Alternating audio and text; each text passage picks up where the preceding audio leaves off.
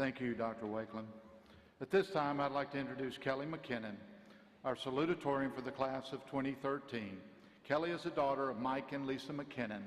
Kelly plans to attend the University of Texas in Austin next fall and will major in computer science. Ladies and gentlemen, Wakeland High School class of 2013 salutatorian, Ms. Kelly McKinnon.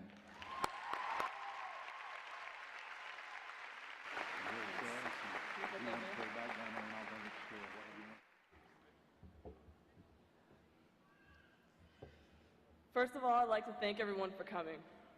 No, seriously, thank you. Who graduates at 9 a.m., honestly?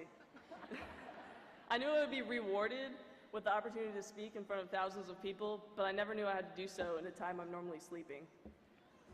Anyway, I must congratulate our class on even making it here.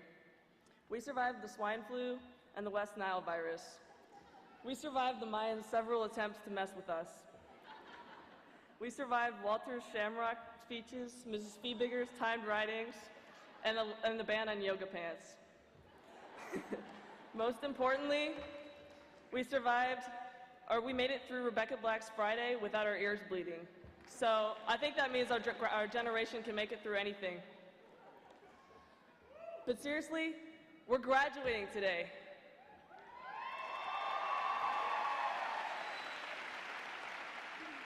I know I speak on behalf of all of you when I say thank you to every teacher, administrator, and counselor who guided us here.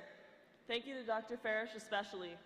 I know putting up with us wasn't easy, but you definitely turned Wakeland into the best high school in Frisco. I wish you the very best in your retirement. Thanks to the friends for the unforgettable memories. Thanks to the family members who traveled long distances just for this occasion. And thanks, Mom and Dad, for sacrificing so much of your time, and even more of your money. Before we walk across the stage, it's important to appreciate all that high school has taught us. We went where no class has ever gone before. We didn't just master texting in class, we mastered tweeting, temple running, and of course, taking selfies in class. We realized that Google, Wikipedia, and SparkNotes were our best friends. We learned that some people actually do homework at home and don't put off projects until the night before they're due. But as Sweet Brown says, ain't nobody got time for that.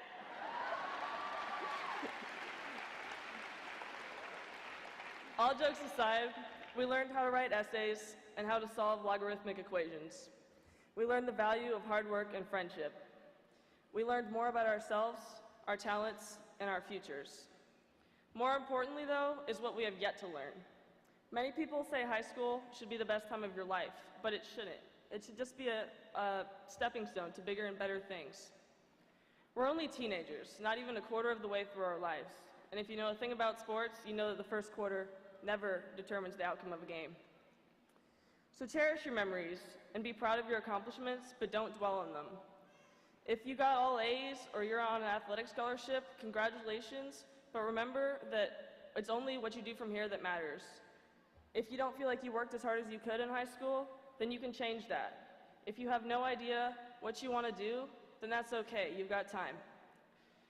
When first working on this speech, I was terrified because there were so many high expectations.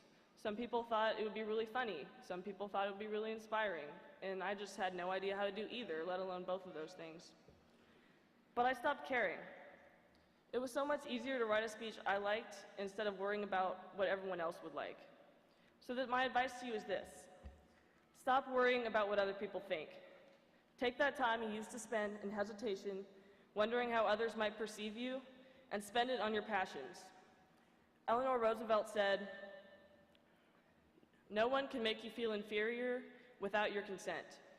So do what you want to do, not what your parents want you to do, not what society wants you to do, what you want to do. Success is something only you can define, and it's up to you to reach it. Congratulations, class of 2013, and may the odds be ever in your favor.